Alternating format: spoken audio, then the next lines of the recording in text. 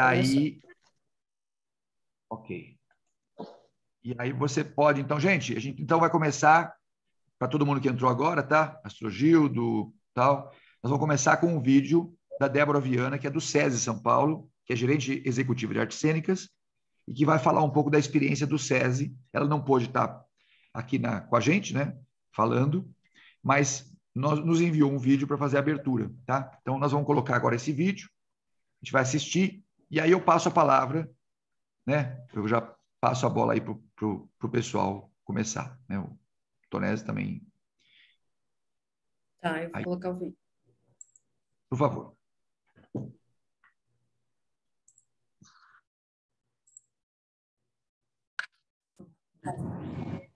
Um prazer estar aqui com vocês, a convite do Marinho, para participar dessa mesa e falar um pouquinho sobre teatro virtual, esse tema, desafio ou evolução. Bom, eu vejo essa pauta como um desafio no passado. Em 2020, quando a pandemia chegou, realmente ir para o online foi a única solução encontrada e que precisava ser feito de alguma maneira. Nós estávamos com os espaços fechados, os teatros sem poder receber público, as pessoas sem poderem sair de casa, e nós precisávamos municiar as pessoas com programação cultural e manter os grupos atuando de alguma maneira.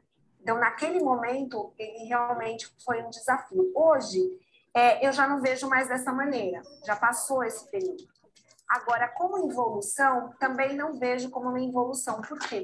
Porque a gente ganhou muito indo para o online. Então, quando o SESI, por exemplo, uma instituição grande, mas que não estava preparada para ir para o online, nós tivemos que correr, nos adaptar, buscar e entender como é que funcionava esse ambiente online, não só em termos de estrutura, mas em termos até de como que funciona, quais são as regras, os procedimentos que têm que ser seguidos legalmente.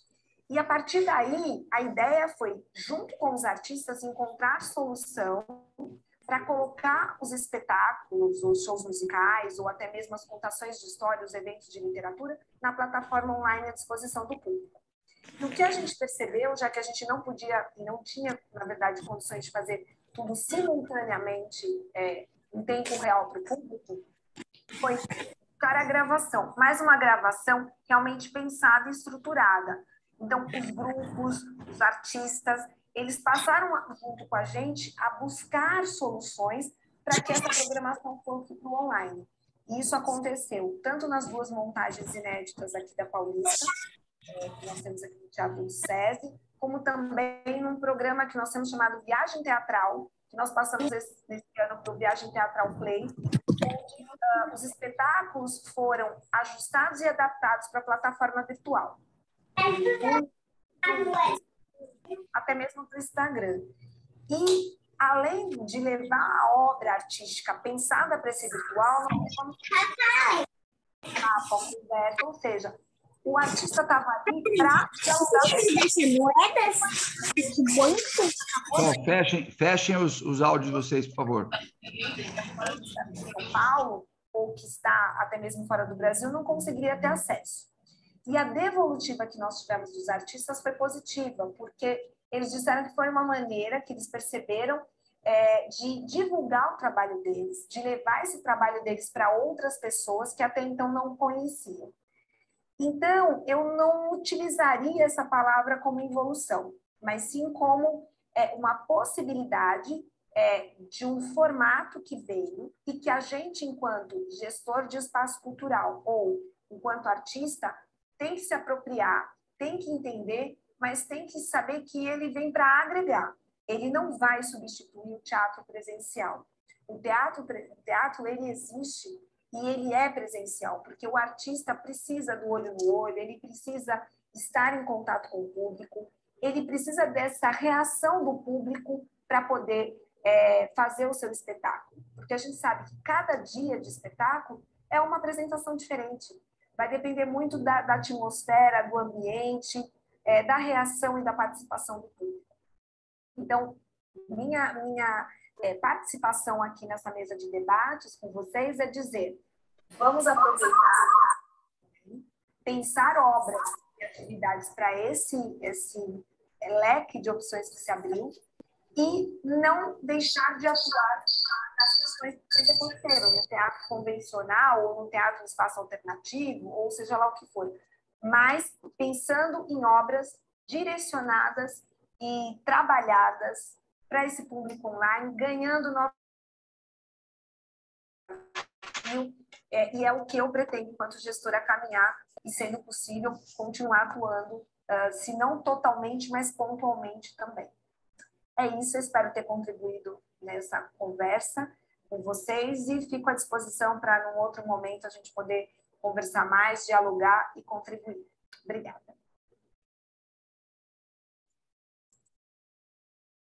Pronto. Feito. Temos aí 26 participantes.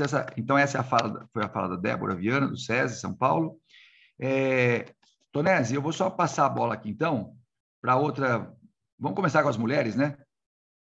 Da mesa, pode ser? Com a Raquel Ripani, né? E aí, na sequência, eu vou deixar à vontade aí que quem quiser, né, continuar, tá? Quem tiver, né? Aí o Tonesi também vê. E fique à vontade quem for o segundo, tá? Raquel, a palavra é sua.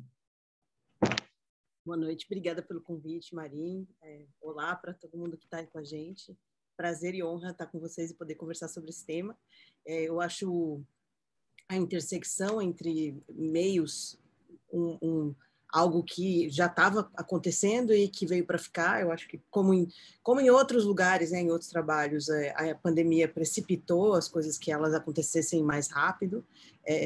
Para mim, uma grande, óbvia diferença, né, o teatro, se é uma evolução ou não, o teatro virtual, ou que é você ter pensado naquele produto para ele ser veiculado daquela maneira ou não. Então, uma coisa é uma peça filmada e outra coisa é um produto que você pensou para ser um híbrido de audiovisual e teatral. Na minha sensação, como artista, como atriz, como diretora, enfim, nada, a experiência ao vivo não é substituível. O que a gente está falando de ter um teatro virtual é uma outra coisa.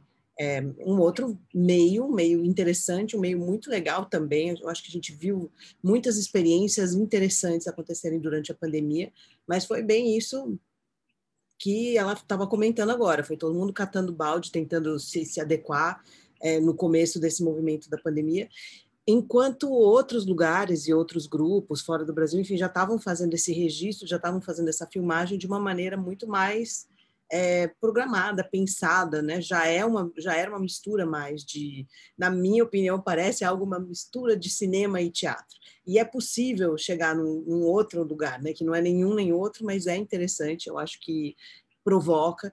E eu vejo ainda a inovação no futuro do teatro trazendo outras mídias que a gente ainda não explorou e que podem ser exploradas. Então, a gente pode explorar toda a questão imersiva, toda a questão de jogos, de gamificar o evento.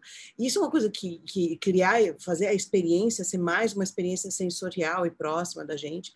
E a gente teve já experiências nesse sentido no teatro, pelo menos em São Paulo, desde o começo dos anos 90, que são super interessantes. E sempre usávamos a tecnologia que a gente tinha à mão.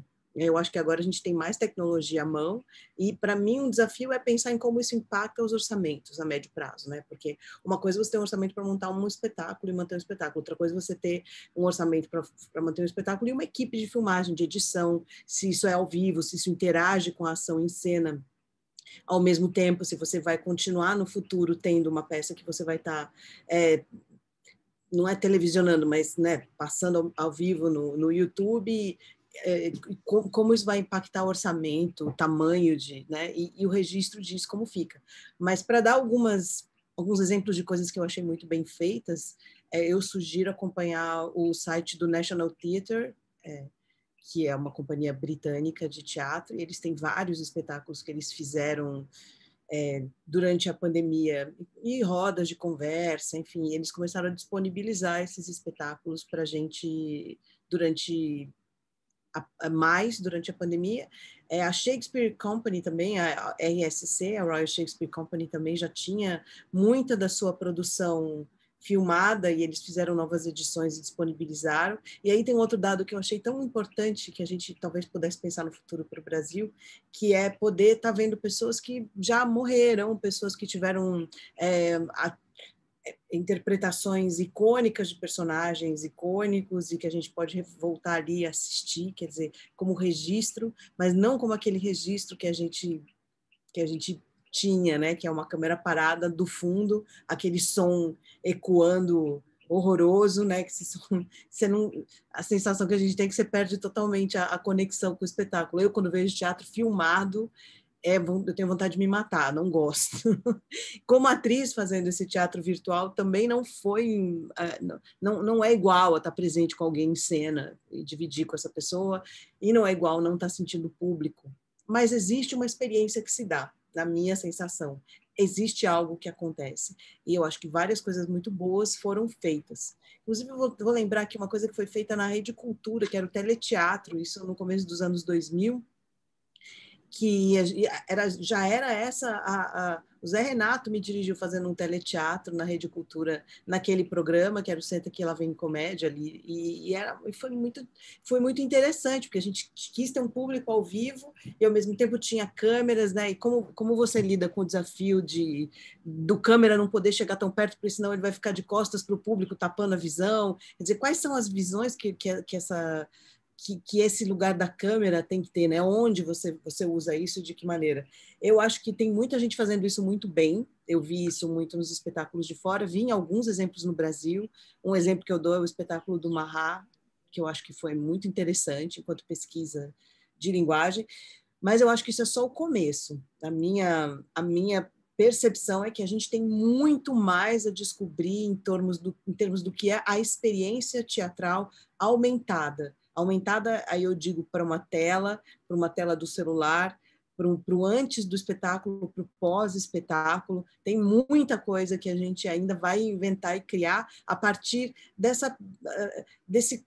de aceitar que a tecnologia é uma coisa que está a nosso serviço, que a gente pode fazer o melhor uso dela e pesquisar através dela, como já tem sido feito de forma muito legal, e não achar que isso vai tirar da gente o que a gente é, que o nosso DNA da apresentação ao vivo, da nossa emoção ao vivo e do teatro. Então, eu estou do lado do teatro sempre.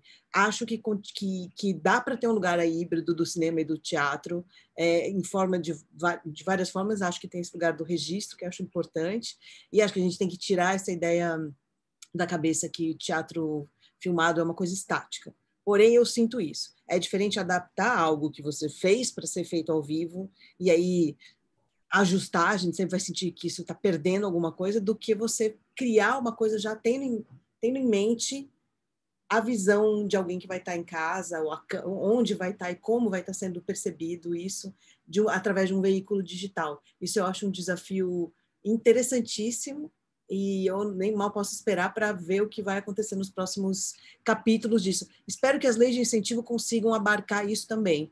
Eu espero que a gente consiga continuar. Enfim, eu sou da época que colocar a pilha de teatro musical que você usa nos microfones era rejeitado na prestação de contas, porque a pessoa não entendia o que teatro precisava de tanta pilha, entendeu? Então, é entender como a gente vai comunicar essas transições e ser aceito nelas por quem está avançando com a gente, lendo esses editais e aprovando esses projetos e aprovando essas prestações de conta. Então, essa é a minha primeira fala, assim, bem genérica, eu acho que para aprofundar com outras pessoas. Obrigada.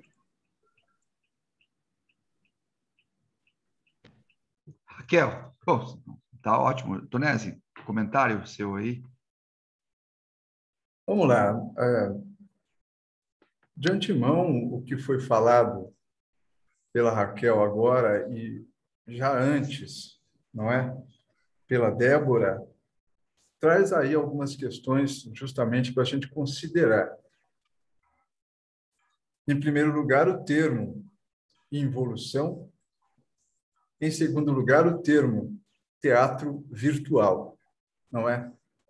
Se a gente parar para pensar um pouquinho na nossa atividade, nessa manifestação cênica, a gente sabe que o teatro, primeiro que o termo virtual se vincula a questões subjetivas aí do ser humano e enfim, historicamente sempre esteve presente. inclusive no teatro.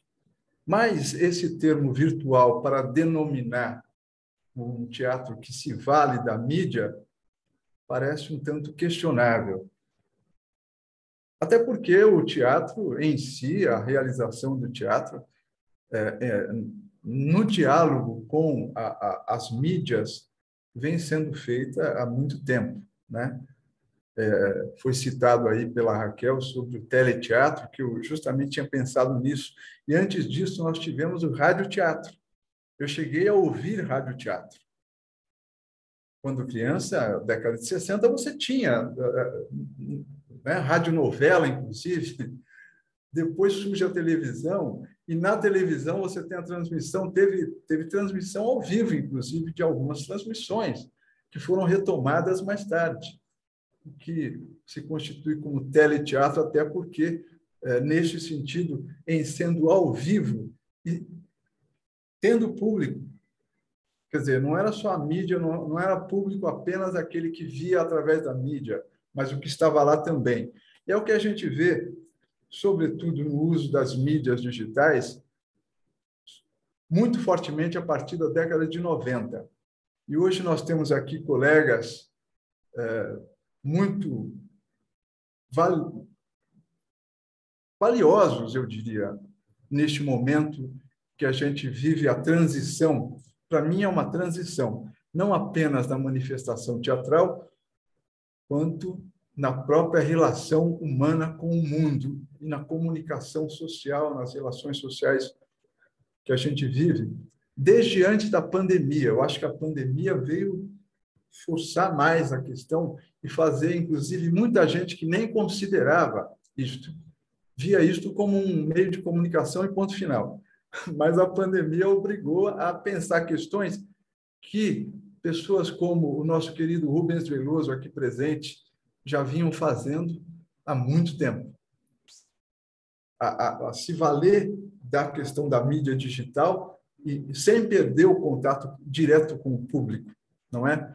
Neste sentido, vai ser muito interessante ouvi-los aqui, Aloísio Guimarães, inclusive, mais recente, aí pesquisador do uso da mídia digital, além de já ter ouvido aqui a Raquel Ripani, nós vamos poder ter o prazer de ouvi-los aí. Vou passar a palavra, em primeiro lugar, para o Rubens Veloso, para se manifestar, diretor do Filacete, que desde sempre, há muito tempo, faz esse trabalho, com certeza vai acrescentar. Vamos lá? Deixa eu só, Tonés, desculpa, Rubens, Pois só não. um segundinho. Tem gente que me escreveu aqui, dizendo que não está conseguindo ouvir no YouTube. Não sei, só estou avisando aí, não sei se todo mundo está conseguindo escutar bem. Todo mundo na sala está ouvindo bem, né? Aqui. Tá bom. É só isso. Obrigado, Rubens. Mas, inclusive, aqui, às vezes, falha também. Você está falando, às vezes a interrompe, é internet normal. oscila, exato. Por favor, Rubens. Marinho, no YouTube está tudo normal, porque eu estou escutando por lá agora. O Chico Peluso do Galpão é que perguntou agora no Zap aqui que não está ouvindo no YouTube. Já. Mas acho que é com ele lá. Tá. Já respondi. Tá bom, obrigado. Rubens, a palavra é sua. Vamos embora? Estão me ouvindo? Estão ouvindo? Então tá bom. Bom, eu vou abrir aqui, primeiro falando só um pouquinho que é muito importante para mim.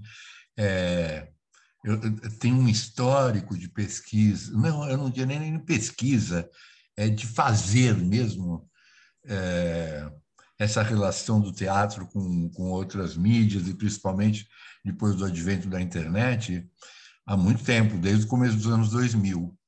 Vocês imaginam a dificuldade que era.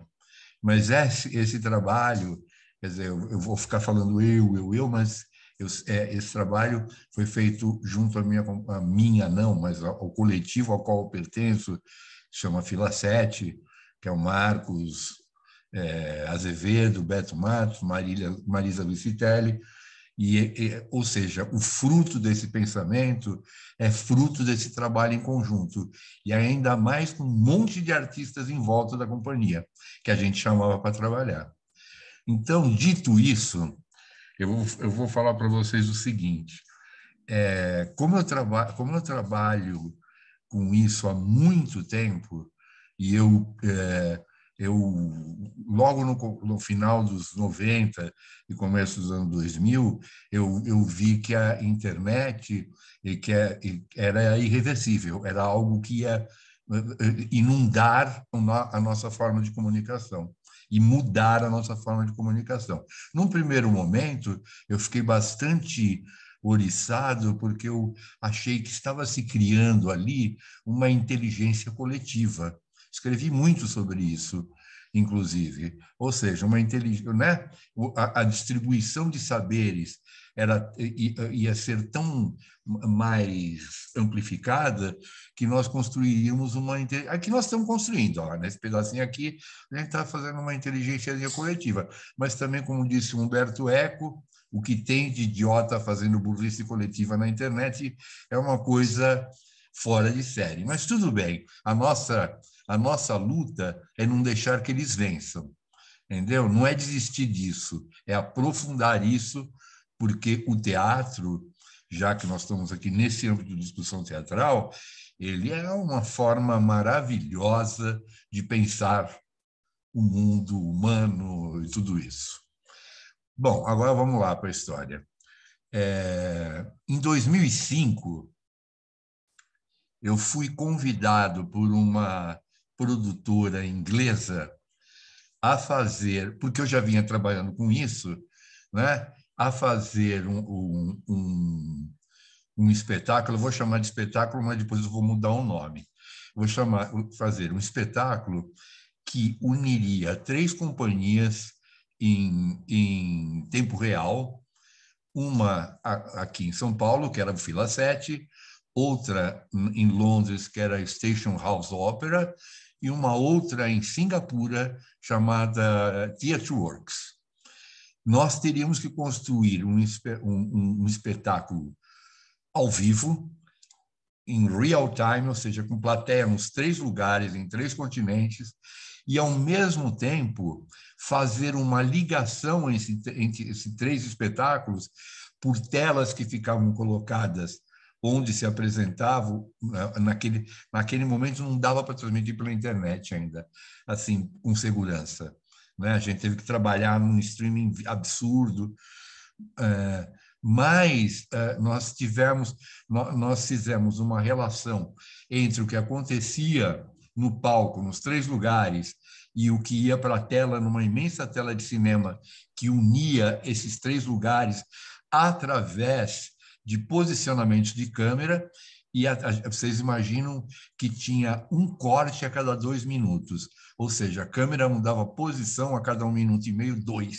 Era um plano contínuo, né? Era um plano sequência nos 3 lugares, e a câmera ia construindo através de um cenário que nós decidimos por igual. Nós uníamos os lugares pela cenografia e os atores trafegavam por ali como se todos estivessem nesse lugar único que a gente chamou de quarto espaço, né? O quarto palco era um palco digital. Bom, quando acabou isso, eu falei, eu faço qualquer coisa na vida, porque foi um absurdo o trabalho que deu. O roteiro é desse tamanho, tem os cortes e tem toda a encenação no palco. Mas o que aconteceu? Isso mudou a minha percepção para onde iam caminhar as coisas, que acabou dando até, por um acaso, nessa pandemia, o teatro migrar todo para a tela do computador. Acontece o seguinte: quando eu fiz esse primeiro, depois eu fiz outra e mais outra, fiz uma, inclusive, que o Tonés também participou, chamado Profanações, que ligava a um grupo de teatro da Paraíba, da Universidade Federal. Nós estávamos no UFTUR, no Rio de Janeiro, ligava também com o pessoal de inteligência artificial da Universidade de Brasília, ligava com São Paulo, ligava com a Universidade Federal do Rio de Janeiro. Tudo isso vinha para o espaço, era projetado, os atores estavam nos 2 lugares. É difícil de explicar, você tem que experimentar, tá? Mas eu não sei se dá para, pelo menos, perceber o que é. E aí, o que a gente começou a trabalhar? com uma coisa que era assim, nós começamos a perceber que era inevitável que o encontro de pessoas na internet era uma forma de presença. Nós nos transformamos, íamos nos transformando, né? Eu venho da transição. Você imagina que eu venho de uma época, a gravação de videotape era assim um verdadeiro absurdo de maravilha. Então, a gente viveu toda essa transição e eu percebi, eu e mais a humanidade, que isso era irreversível e que isto estava construindo uma outra forma de percepção de presença.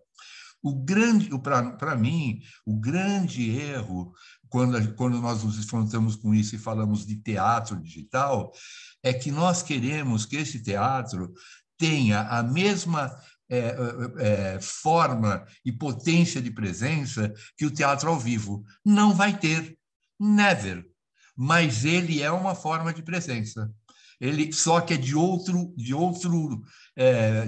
formas de percepção, de outros jeitos. E se você trabalhar com os dois juntos, em formas de espaços conectados e tudo, você consegue transitar por essas formas de presença que eu chamo de carbônica ou silícica, ou seja, são formas de presença que a gente pode definir pela química do corpo, do organismo, né? Mas elas são muito potentes. E aí, como a gente procurava, porque nós fizemos muitos trabalhos, depois nós fizemos mais um com Londres, fizemos aqui em São Paulo um chamado Aparelho de Superar Ausências, que linkava um monte de coisas, e era tudo ao vivo, tudo com público, mas o que a gente começou a ver é que quando mandava para tentar patrocínio, as pessoas escreviam assim, isso aí não é teatro. Eu estou falando isso de 2006, 2007, 2008, né? Isso não é teatro, você não pode entrar. Então, a gente não tinha por onde experimentar coisas, tanto que nós fizemos várias, assim, pequenos experimentos do nosso. Nós tínhamos um espaço e fizemos várias coisas lá sem patrocínio nenhum, porque tinha que ver. Mas não, então, eu percebi que ia ser uma chatice e uma luta insana e, ao mesmo tempo, um pouco burra, da gente ficar querendo nominar as coisas pelo que elas não são, né? Quando a gente faz teatro pela internet, não é teatro como é o teatro, a palavra teatro pressupõe e foi construído o tempo todo para uma relação ao vivo de presença carbônica ao vivo, né? Ou seja, teatro é quando você pode cuspir na plateia, né? Então, o que acontece? O que nós começamos a trabalhar aqui é com uma coisa chamada teatralidade. Nós trabalhávamos com teatralidades, nós criamos até uma coisa que era planos de imanência, teatralidades, imagéticas e espaços conectados. Um plano de imanência substituía para a gente a palavra espetáculo, porque a gente não estava mais querendo construir um espetáculo para o outro, mas um espetáculo, uma coisa com o outro. Já que nós tínhamos a questão presencial, mas tínhamos também a questão digital, a questão virtual. Portanto, ir transformando o que a gente chama de público em o que a gente chama hoje de povoamento, né? Ou seja, e trabalha com essa relação, tentando de todas as formas que essa relação aconteça. Uma das primeiras experiências que quando eu tiver que parar de falar, você fala, Tonese, porque eu falo pra cacete, eu me perco, eu vou embora, entendeu? Eu vou me alucinando, né? Então, uma das experiências que nós fizemos foi um espetáculo chamado Desesperando Godot, né? Que os dois personagens de Godot se enchiam o saco de ficar esperando por ele embaixo daquela porra daquela árvore e se mandavam para o mundo. E o Desesperando Godot começava da parte onde eles estão na árvore e quando eles abandonam e vão para o mundo. E quando eles vão para o mundo, como eles estão naquela árvore, isolados, maravilhosamente bem colocados pelo Beckett, para dizer para nós assim, isso aqui é a humanidade, ó. Dois carinha falando um monte de coisa que não tem a ver num lugar deserto, esperando alguma salvação que não vem deles. Sai dessa. Né? O Beckett não falava, eu sempre achei que ele nunca quis dizer da nossa tragédia. Ele quis colocar uma coisa assim, negou, é isso aí, sai dessa, arruma um jeito de sair dessa. E aí a gente vamos embora para isso.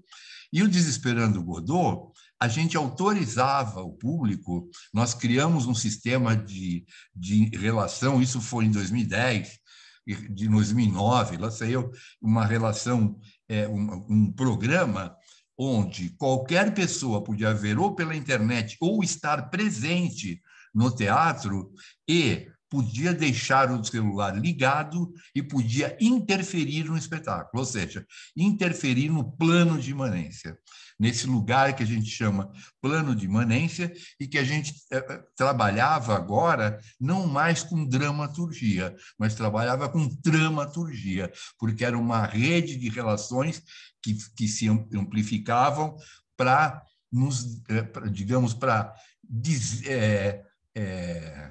tocar em algum lugar, tocar em alguma coisa. Não é uma coisa de dizer, mandar uma mensagem, né?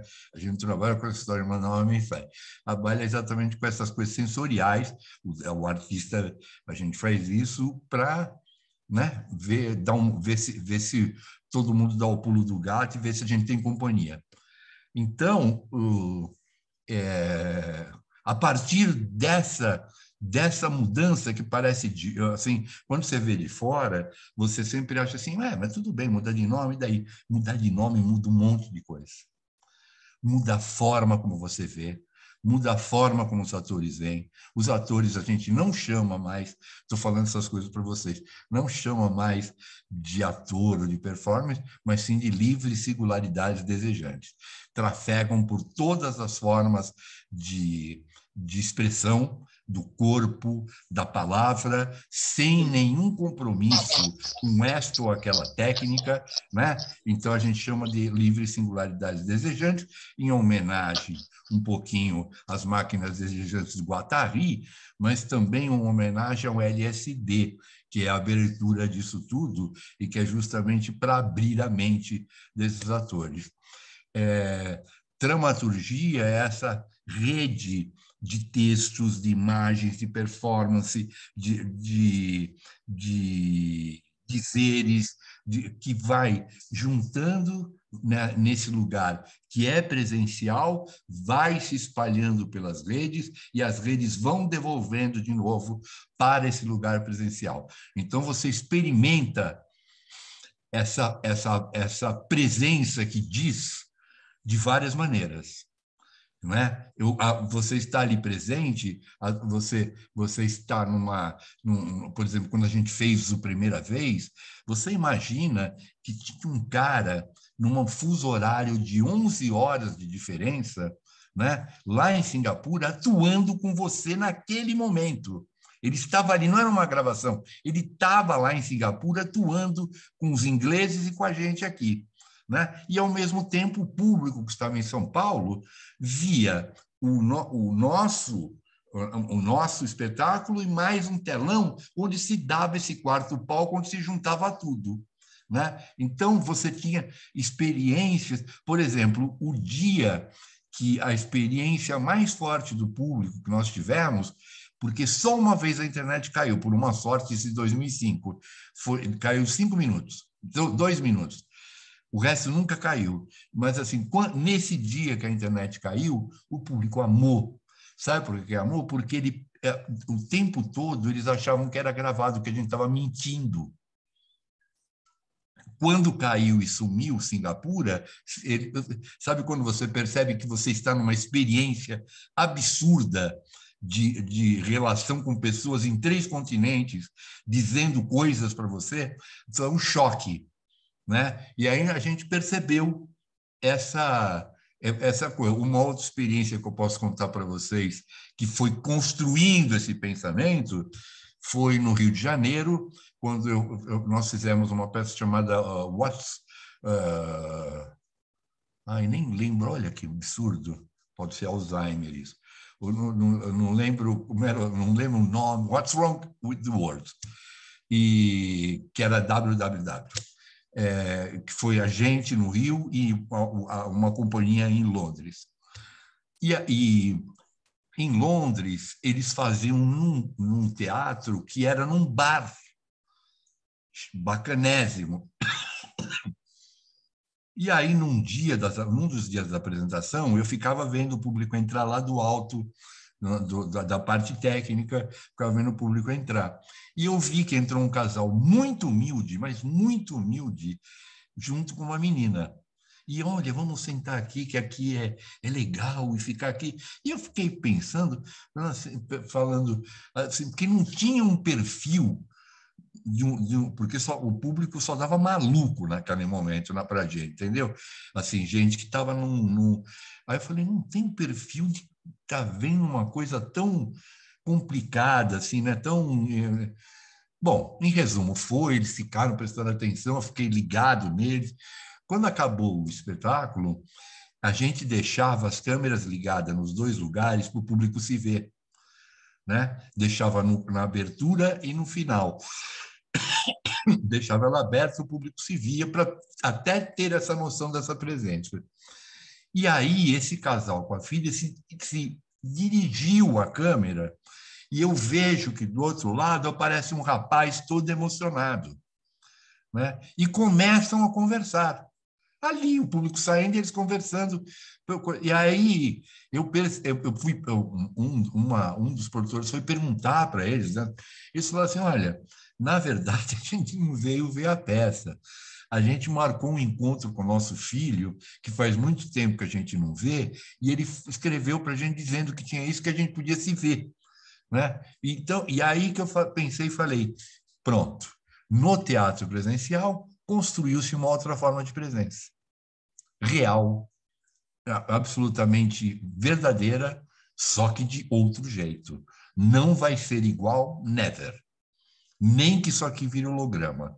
Não tem coisa. Igual a pele é uma coisa, né? Que é outra. Então, eu acho que eu vou parar por aqui, porque senão isso vai longe. Mas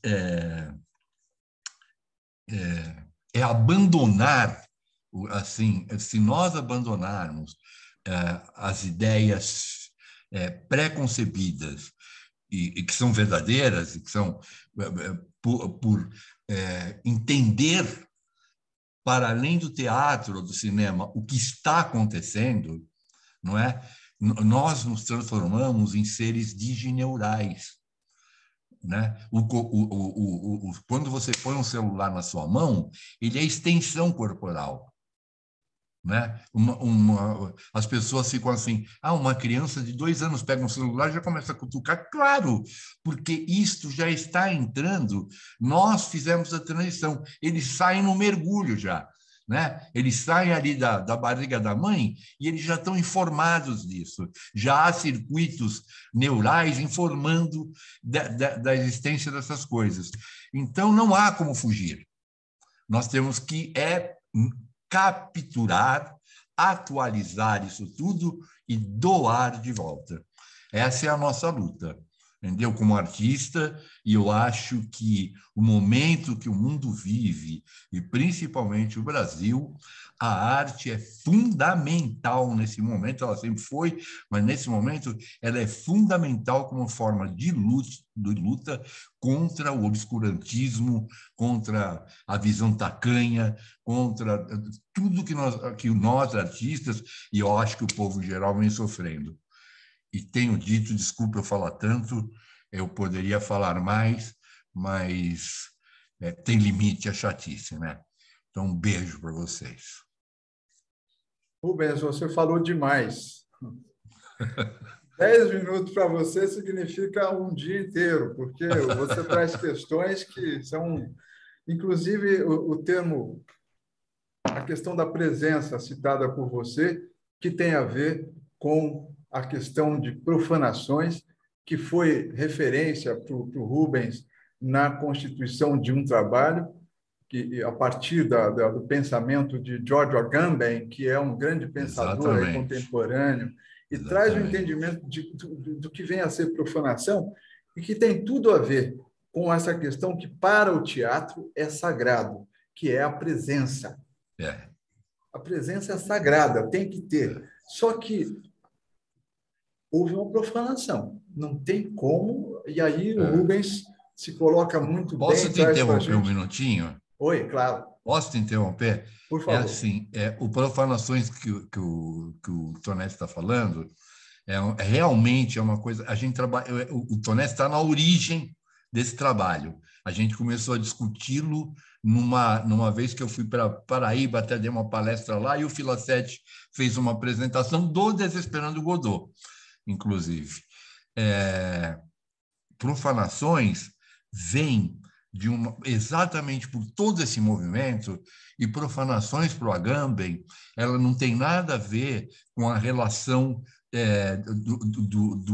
com a apropriação da palavra que o cristianismo fez. Né? Profanações é uma palavra anterior ao cristianismo e do direito romano, e significa o seguinte: devolver ao livre uso dos homens o que foi colocado na esfera do sagrado. E era isso que a gente estava trabalhando naquele momento. Tornese, desculpe. Imagine, só complemento. Inclusive, quando você traz essa questão da queda da transmissão, foi naquele evento que a gente conheceu, teve contato com o Filacete, a gente levou o Filacete, trouxe o Filacete aqui para João Pessoa, e num festival, a gente organizou um evento com grupos de artistas que se valiam dessa mídia digital, naquela época, em 2010.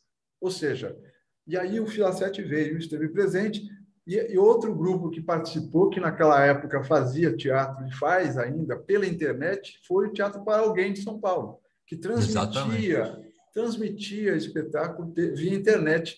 E vendo a peça via internet, eu me colocava assim, nossa, eu sou espectador, mas como assim? Porque eu estava lá também, eu podia, de certa forma, me comunicar com eles. E nós fizemos assim, o Teatro para Alguém apresentou a sua peça via internet e a gente colocou na programação que a transmissão ia se dar no teatro. Então, o público foi ao teatro para ver pela internet. Quem quisesse levar o seu computador podia também, ou ficar em casa. E o interessante, durante a apresentação, o espetáculo, a transmissão caiu. Aquilo foi uma coisa assim, aquilo foi performativo, extremamente. E o teatro é performance, não tem por onde tirar. O teatro é performativo. E aconteceu, tem a ver com isso que o Rubens levantou, ou seja, não tem como o público duvidar que aquilo estava se dando ao vivo em outro lugar. E eles continuaram, e nós não estávamos vendo, e parou, congelou, até que a produção entrou em contato e tudo mais, aí que eles entraram em contato de novo, a gente voltou, eles voltaram. Bom, a gente parou aqui, desculpem, a gente vai voltar então um pouco a pé. Quer dizer, essa interrupção foi parte do teatro, da apresentação teatral, né? No caso ali, o público estava presente. Só os artistas que não nesse sentido.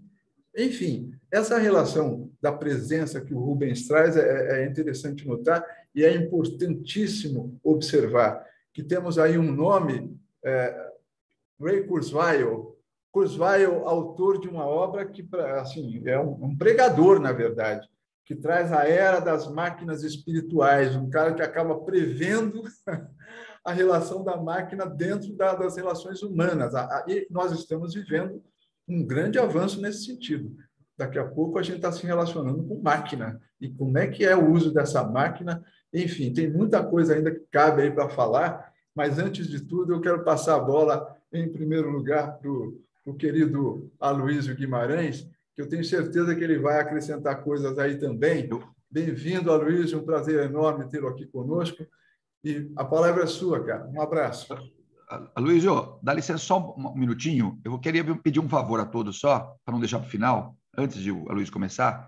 A gente precisa fazer uma foto desse encontro, né? Esse registro. Se todo mundo puder abrir a câmera, quem está com a câmera fechada, vamos só fazer um registro, porque daqui a pouco às vezes saem as pessoas, né? Então, só fazer um registro rápido aqui, uma foto aí, sorrindo, né? Só para a gente registrar a presença de todos aí, né? Quem mais puder abrir a câmera aí, Silvana, Alcione, Aline, Leonardo Franco, Silvana, a Luciane, Alexandre Aguiar. Fala, Léo, tudo bem? Tudo bom? Luciano, Maurício. Rapidamente, para não atrapalhar muito vocês. Só quero dizer que está sendo um prazer enorme acompanhar isso aqui desde ontem. É Oh, incrível poder partilhar tantas informações, tanta energia boa, tantas pessoas bonitas, talentosas. Eu estou assim comovido e acho que nós estamos fazendo um serviço para a cultura nacional e é um orgulho estar aqui com vocês. Obrigado pelo convite, querido. obrigado, viu, Léo? Muito obrigado. Você vai estar com a gente numa mesa em breve.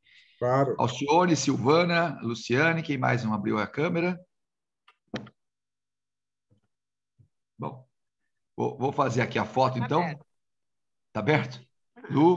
Eu já abri a câmera, é que eu estou em outro lugar. Tá bom, então vou registrar aqui, tá? Beleza. Pronto, agora você está aí. Muito bem.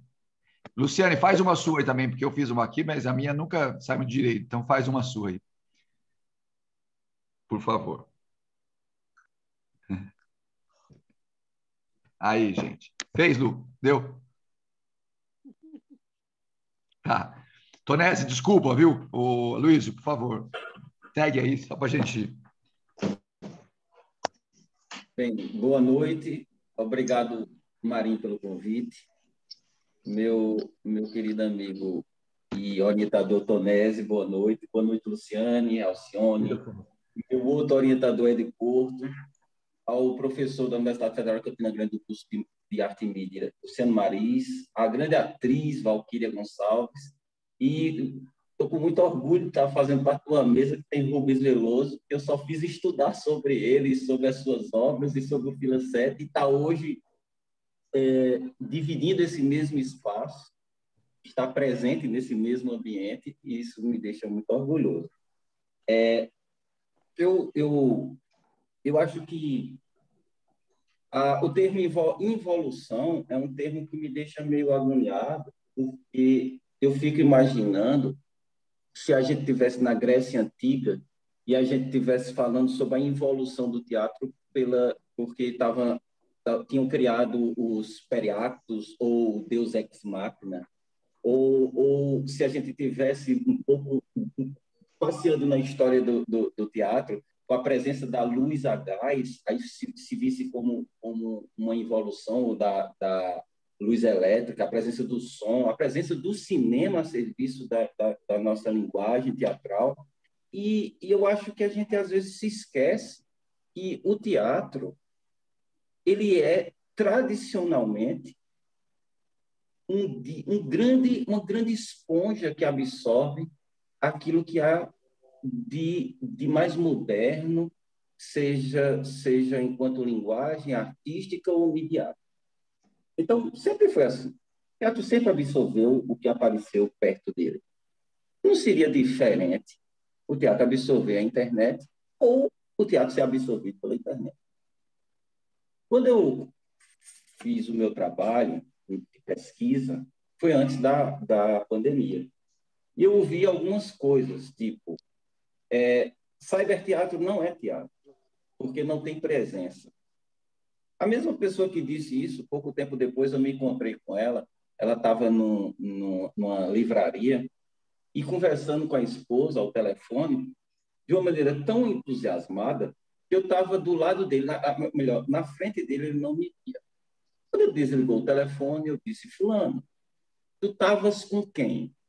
Aí ele disse, eu estava com fulano aqui, ela é muito engraçada e tudo. Eu disse, pois é. E eu aqui na tua frente não me vi. Eu vi não, porque eu estava entusiasmado, conversando com ela. Então, veja só, fulano, eu não estava presente para você. Quem estava presente para você era uma pessoa que aparentemente estava ausente, ou pelo menos estava ausente para mim. Grambel já tinha ressignificado o termo presença e automaticamente é ausência. O termo presença já foi ressignificado há muito tempo. Então, vocês estão agora muito mais presentes para mim do que até uma pessoa que está do meu lado, um cachorrinho que está aqui na minha frente, porque é com vocês que eu estou me relacionando. Então, a presença já foi vencida, isso desde a época do telefone, eu acho. Esse teatro, que algumas pessoas chamam de teatro em rede, eu separei uns nomes aqui, eu me esqueci de trazer minha dissertação, mas separei alguns nomes só para ilustrar. Teatro em rede, teatro virtual, teatro eletrônico, cyberperformance, teatro interativo, teatro telemático. Esses termos foram surgindo na medida que o teatro começou a dialogar com essa virtualidade, mas é bom a gente lembrar que em 1973 não existia ainda o advento da internet, ou pelo menos nessa proporção que a gente está, já tinham inaugurado a imagem enquanto um ponto de encontro. A NASA facilitou, a partir de um canal de satélite, que, a partir da imagem, 2 grupos de dança dançassem juntos, tendo o Oceano Atlântico entre eles. E a imagem passou a ser um lugar.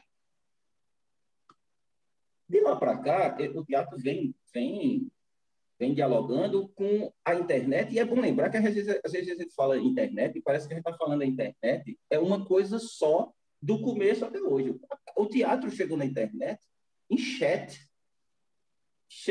com uma peça chamada Hamnet, em que os atores, eles atuavam apenas digitando, que eram aquelas salinhas de bate-papo, o chat. E o Hamnet foi uma das primeiras peças que se manifestaram nesse meio. E daí para cá, muitas outras coisas foram acontecendo.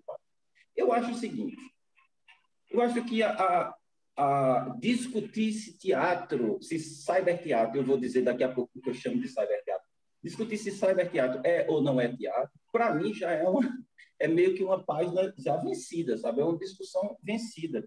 Para mim, involução, o termo involução me sugere preconceitos e me sugere ignorância também, e não entender o que é esse teatro que a gente está falando. A condição do ao vivo e a efemeridade são condições e são elementos característicos do teatro que são preservados no cyberteatro. O teatro filmado é um teatro que foi filmado. Não é um teatro que a gente está assistindo. A gente está assistindo um registro de algo que aconteceu, assim como acontece com as performances e com as cyberperformances. São registros, mas não é a coisa.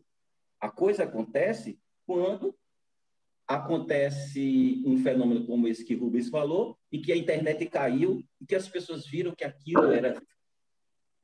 Aí sim, eu acredito que uma das características predominantes, ou uma das características que se tornam condições, que se torna condição para que a gente diga isso é cyberteatro, é a efemeridade e o ao vivo. Filmado, eu já desconsidero. E aí é um ponto de vista, lógico, estou aqui aberto, não estou aqui levantando bandeira nem em torno de verdade. Estou falando baseado no que eu pesquisei.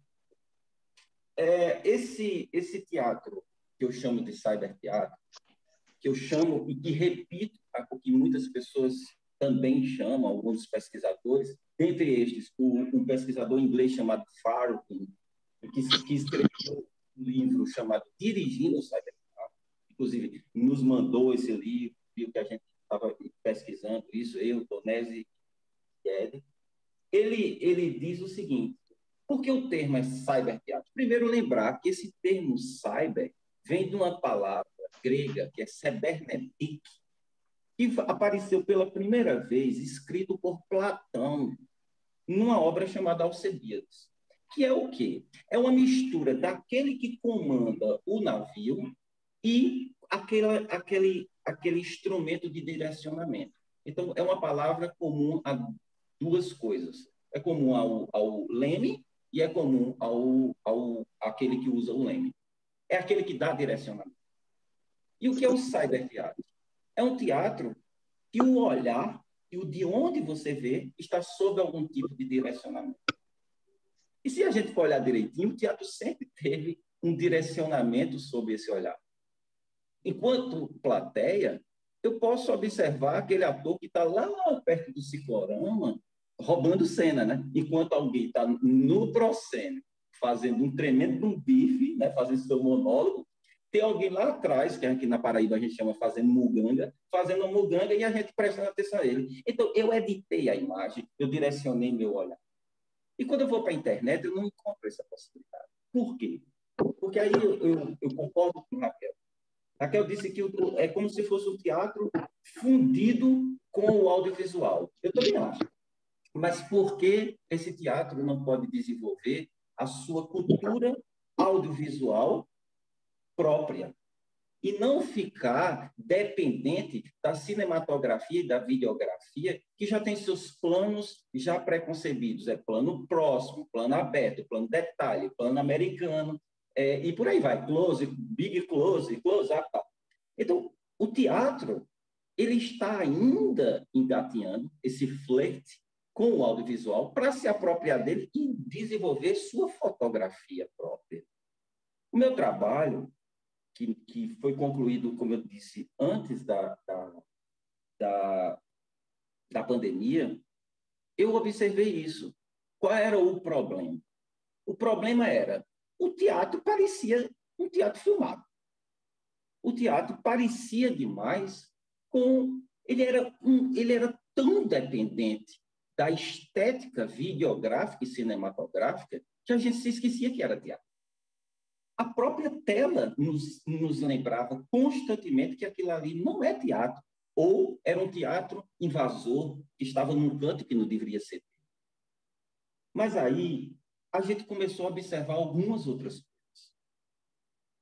Aí desenvolvemos um ser que a gente chama de ator ciborgue óptico vampirizável. Que é o quê? É uma coisa simples, o nome é meio pomposo, mas é uma coisa muito simples. A gente começou a instalar câmeras no corpo dos atores. E aí ele deixou de ser só organismo para ser silício também, assim como o Rubens falou. Ele deixou de ser só carbono e se fundiu e virou ciborgue, cibernético, um organismo, né? E virou esse ser. E o que é que acontece? Se eu coloco uma câmera na região do meu terceiro olho, eu vou, bebendo ainda na cultura cinematográfica, fazer uma pegada que se chama na cinematografia de uma subjetiva.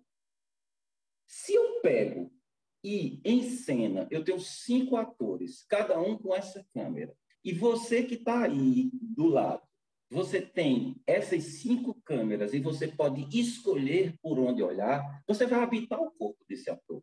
Você vai habitar o corpo desse ciborgue, que é óptico, porque é a parte habitável, e você vai vampirizar esse olhar dele e vai olhar através dele. A gente fez isso, e aí a Raquel falou uma coisa também muito interessante sobre a questão de custo. Eu sou lotado na unidade acadêmica de arte e mídia, e arte e mídia tem um conceito muito discutido, mas principalmente por Arlindo Machado, que diz o seguinte: é você subverter o produto industrial para aquilo que ele não foi feito. Então, é você usar um ventilador com uma paleta e usar como instrumento musical. Eu tenho certeza que tem muitas pessoas de teatro que estão agora pensando: a gente faz arte e mídia há muito mais tempo. E fazer teatro, quem faz teatro assim, de raiz, a gente sem um centavo e tudo, sabe que a gente vive transformando as coisas para outras coisas que elas não foram feitas. Mas aí, baseado nesse conceito de arte e mídia, o que é que a gente fez? A gente criou uma unidade de transmissão. Como? Usando uma webcam chinesa de R$5, transmitindo, vindo o cabo por uma plataformazinha que a gente fez, um design bem simples, onde ficava um celular, através de um cabo OTG, né, Ed? Um on-the-go, a gente pegava essa câmera, entrava no celular, um microfone também entrava no celular e o celular transmitia. Construímos um software chamado Personal Suite, que é uma coisa super simples. Vários fluxos de streaming chegam e são organizados numa tela só no YouTube. E aí você vai escolher que tela olhar. E clica numa e vê ela. Clica noutra e vê a outra. E, para completar isso, a gente criou também uma plateia interface, que é uma pessoa ou várias pessoas que estão assistindo presencialmente a cena, e elas também estão com câmera e também são ciborgues que poderão ser vampirizados. Para terminar, colocamos também câmeras em objeto. Então, imagine só se eu vou beber algo. Então, eu posso colocar uma câmera no fundo dessa canequinha e beber, e a pessoa querer, de repente, ela vai dizer, não, eu quero assistir por essa caneca. Pegamos aquele trecho da peça Hamlet, em que Hamlet vai até o cemitério, pega o crânio de York, diz, tanto que eu peguei tanto que eu acariciei essa face e tal, todo mundo sabe de Shakespeare. E fizemos e colocamos uma câmera também no crânio. Então, tinha um ator, que era Hamlet, uma atriz fazendo o papel de terra, meio de cemitério, meio de coveiro, que entregou o crânio a Hamlet, e tinha uma pessoa assistindo. E você, de casa, poderia decidir, eu vou assistir por Hamlet, pelo crânio de York, pela mulher coveira, ou por uma pessoa que está um pouco mais paradinha, quieta, que é uma pessoa da plateia. Isso é um experimento, galera. É uma coisa que a gente tivemos pouquíssimo tempo, porque 2 anos é muito pouco tempo, para poder elaborar isso.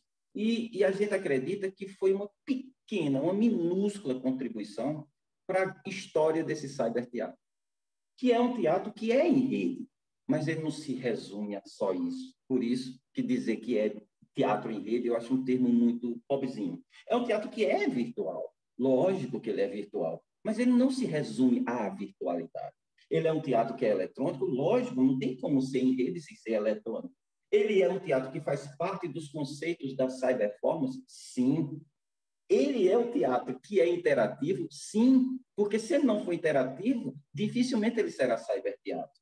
Então, a interatividade, que é algo tão rico e tão fácil de se proporcionar pela internet, não pode ser negada. Então, é um teatro em que você modifique alguma coisa e que você passe a ser coprodutor. E aí existe um termo chamado produtilizador, porque não sei se vocês pararam para pensar, mas se Marim tivesse assistindo essa peça agora, ele iria passar 5 minutos na câmera A, 2 na B, 3 na C. Raquel iria ficar 1 minuto na A, 3 na B e 5 na C. Já Rubens, inversamente, ele iria ficar só na câmera 4. Então, se vocês olharem, cada um está levando uma obra diferente para casa. Então, você, ao interagir, você faz uso disso como... É tão parecido com os parangolés, né, de Oiticica. A gente convida você para vir montar a peça junto com a gente. Então, você, no ato de escolher que câmera utilizar, você não é um ser passivo, como aquele que degusta da videografia ou aquele que degusta da cinematografia. Você é ativo, porque você começa a modificar a ordem dos olhares. Você começa a habitar corpos que você deseja habitar, que são totalmente diferentes dos desejos das outras pessoas que formam essa cyberplateia. Então, esse teatro, que eu chamo de cyberteatro, e eu não dei nome, logicamente, e concordo com esse termo, é um teatro que funciona meio que um guarda-chuva e que faz para ele convergir todas as possibilidades dessa internet que a gente tem hoje e todas as possibilidades da internet que está no porvir.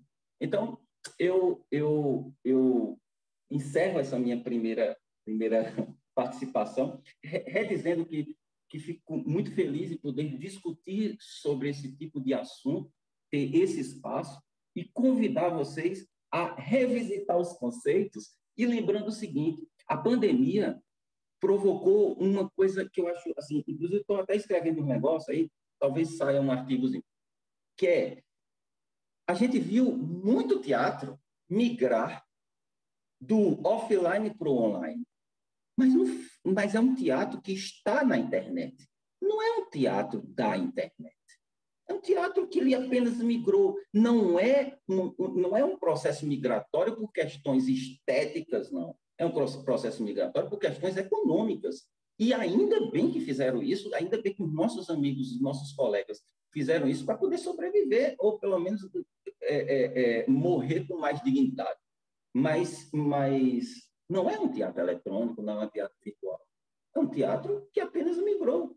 É muito parecido com aquele teatro que a gente botava a câmera, como a Raquel falou, no meio, né, para os festivais, principalmente no meio, não podia ter corte, pegava aquele som que ninguém via nada, reverberando e tudo, e a gente mandava poucos cantos e o povo escolhia as peças da gente. É esse teatro, com um pouco mais de recurso, com microfonação boa, com o áudio melhorado, né, não é áudio de pegar reverberação, mas é um teatro que não é cyber.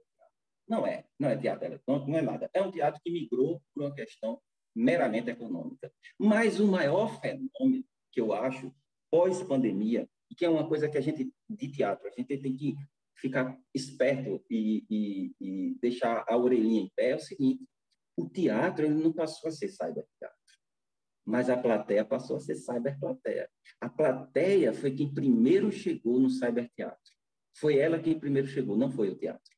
Foi ela quem primeiro assumiu o espaço de plateia no cyberespaço. Foi ela quem primeiro aceitou esse tipo de linguagem. E eu acho que cabe a gente, pesquisador, teatrólogo, dramaturgo, a galera que faz teatro, cabe a gente despertar para isso. Porque, Raquel, já existem formas de se cobrar. Desde a época do streaming já tinha muito aquilo de cobrar por filme, cobrar por ópera, e você pagava, né, cartão de crédito e assiste aquilo ali e pronto. Então, existe, a Simpla já é uma plataforma que faz isso. Você pode cobrar e, olha, enquanto a gente tinha uma dificuldade muito grande para colocar, sei lá, 700 pessoas, aqui na minha cidade são 400 mil habitantes, o teatro cabe 700 pessoas. Para a gente colocar 700 pessoas era muito difícil. Será que não vai ser mais fácil a gente fazer um teatro em que a gente rompa as fronteiras e a gente, sabendo da nossa possibilidade de onipresença ou ubiquidade a partir da internet, se fazer presente, inclusive, em outros locais, em outros continentes, assim como o Rubens fez já há mais de 10 anos, né? Então, com o pessoal de Singapura e Inglaterra. Eu acho que cabe a gente a entender melhor a internet e absorvê-la, assim como a gente absorveu o Deus Ex Machina, assim como a gente absorveu a gás para poder fazer o gás para fazer a iluminação, depois a energia elétrica, o som e até o cinema dentro do teatro. Então, mais uma vez, obrigado e estou aqui à disposição para a gente continuar esse papo. Bom, dá para ver aí que realmente é um outro tipo de manifestação que vai além e se vale, obviamente, da linguagem teatral orgânica, digamos assim, ou carbônica, como diz o Rubens. Falando nisso, o Rubens cria termos muito interessantes, é um sujeito linkado nesse mundo. E outro termo que ele não citou, mas que ele também trouxe para a gente, é a superfície de eventos, ou seja, uma manifestação que se dá na superfície de eventos, nessa roda toda que nós estamos aqui se valendo dessa mídia. Eu vou colocar aqui no chat e, por favor, quem puder, coloca no YouTube também, para quem quiser ler a entrevista do Rubens, isso há um tempo atrás, que ele participou aqui na UFPB, e num periódico acadêmico que nós temos, tem uma entrevista com ele, que ele fala um pouco sobre essas coisas todas. E, de fato, Rubens, tem um pedido para você aqui. Você já escreveu sobre tudo isso que você falou? O Aloysio, de certa forma, já registrou. Está lá acho que dá até para encontrar, Aloysio, se você tiver um link aí daquele vídeo seu na TV aqui na Paraíba, se você tiver um link da sua dissertação, coloca aí. De certa forma, a gente distribui. Boa. Né? Vamos lá? Bom, gente, basicamente isso, em princípio, para a gente seguir a conversa aqui. Acho que agora fica em aberto para a gente concluir a conversa. O Marinho disse que teria mais ou menos até às 21h30 aí para a gente conversar. Não é isso, Marinho? Eu acho que a gente pode até passar um pouquinho, 21h40, né? Até 10 horas o máximo, né? O teto nosso aí até 10 horas, tá? Deixa eu fazer um comentário aqui para o Luísio. O Luísio comentou aí do título nosso, inclusive esse título não fui nem eu que trouxe. Eu já queria agradecer de cara ao Tonese, porque o Tonese foi o responsável aqui pela vida do Luísio e do Rubens, né? Que conhece muito esse universo também. E agradecer enfim, a Raquel, ao Luísio, ao Rubens, né? E ao Tonese por estarem com a gente aqui nessa conversa maravilhosa. O título aí, enfim, veio de outras pessoas aqui, meio como uma provocação, entende? Quer dizer, essa coisa de exatamente trazendo um pouco essa ideia de que há mesmo um preconceito hoje, né? De certa forma, até um preconceito grande mesmo, né? De que o teatro seja, de que o teatro virtual, né? Ou essa condição que vocês falaram muito bem aí, né? Fosse uma evolução ou fosse uma coisa assim, vamos dizer que não agregaria, né, ao teatro. Então, acho que a palavra evolução aí estava na provocação mesmo, né? Não que a gente concorde com isso absolutamente, né? Eu acho que vocês colocaram muito bem, inclusive, né? Essas camadas aí todas do virtual, né? E eu acho que está...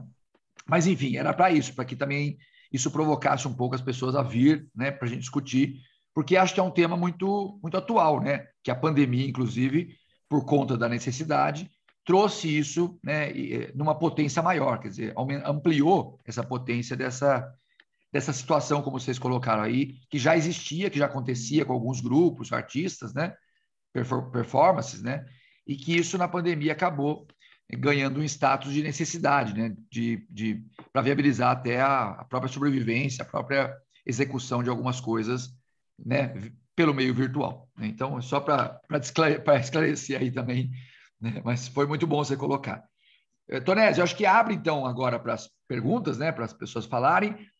O que a gente faz? A pessoa que quiser falar, que tiver com a câmera ligada, levanta a mão, né? Ou então anota o nome no chat aqui, né, do lado, marca, que a gente vai fazendo uma lista. O Tonese vai listando aí as pessoas para falarem, tá bom? Por favor, quem quer começar? Deve ter muita gente aí ávida para perguntar, né? Vamos lá. Bora lá. O Astrogildo, ele quer falar, Lustosa. Astrogildo, por favor. Olá, boa noite a todos e todas. Sou Gildo Lustosa, atualmente estou em Fortaleza, mas estive aí viajando pelo Brasil também, como diretor de teatro, sou ator, e estou desde 2017 sem atuar e sem dirigir. Iniciei um trabalho dentro da área política aqui no meu estado, por entender que eu já não conseguia mais me sustentar pela arte. E aí a fala do Aloysio foi muito forte, quando ele disse aí a respeito dos amigos que estavam sobrevivendo ou morrendo com dignidade. Aloysio, fiquei assim encantado com tua fala. A gente fica distante, mas o artista ele vai ser artista para o resto da vida. A arte ela está na história da gente, ela está na pele da gente, né? Eu comecei a entrar para o teatro com 12 anos de idade, porque eu era morador de rua, e um dia um grupo de teatro, no Teatro José de Alencar aqui, me chamou, me deu um lanche, me deu um banho, e me colocou uma roupa e disse, vamos que a gente precisa de um menino numa peça que a gente está montando. E isso aí modificou minha vida. Eu conheci o Brasil inteiro por intermédio do teatro, tive o privilégio de viajar, e esses desafios que a gente está vivendo nesse momento agora, realmente, que foram muito bem colocados por cada um de vocês, é uma honra estar aqui aprendendo um pouco mais.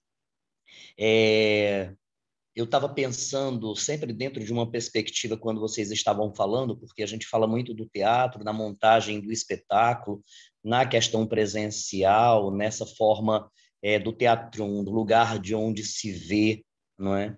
E eu sempre procurei enxergar o teatro como uma forma, um espaço de formação humana também. Tanto é que eu me dediquei muito ao processo de formação. Eu gosto muito de ministrar oficinas e cursos de formação, né?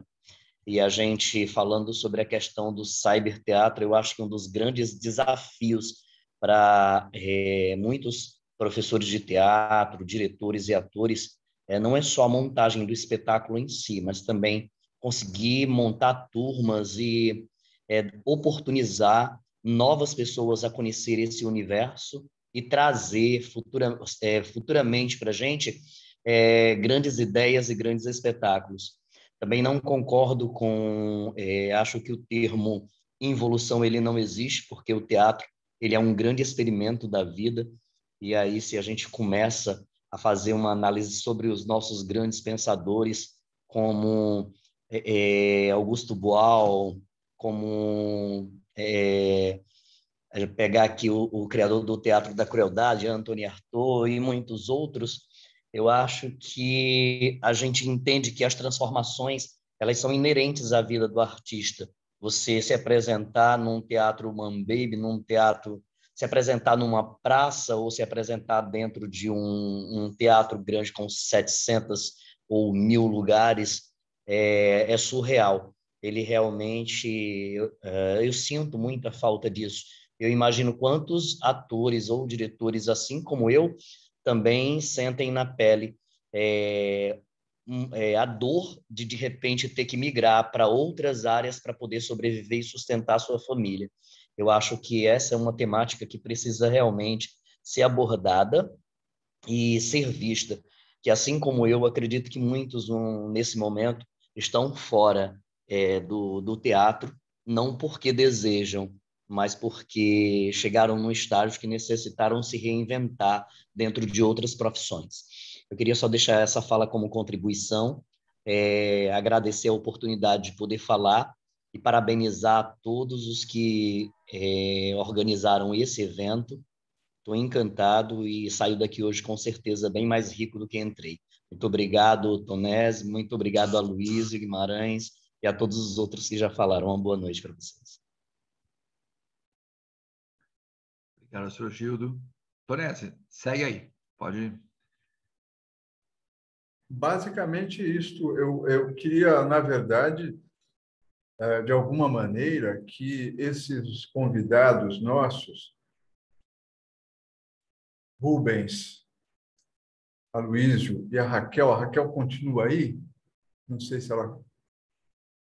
Eu queria que, de alguma maneira, eles dessem as suas palavras também com relação ao que nós ouvimos aqui, ao que estamos falando, conversando, e efetivamente contribuíssem, se quiserem, aí indicar para o público onde mais ver essa história. Que a gente, esse tema é bem discutido já faz um tempo dentro da... Eu uso o termo academia, mas eu sei que existe, inclusive, um entendimento de academia como sendo uma coisa que não é o espaço da arte. Sim, dá para ser, e é onde a gente pode brigar para ampliar esse espaço. Isso é muito importante. É claro que considerando sempre a necessidade do diálogo com essa estrutura, tá certo? E dá para ver a importância da arte e das ciências humanas quando se tem, de alguma maneira, eventualmente, sempre tem um ataque à ciência e à arte, à educação, que é onde está justamente a formação do ser humano em relação com o mundo. E a arte é um instrumento fundamental para isso. Estamos na universidade, sim, e vale a pena, né?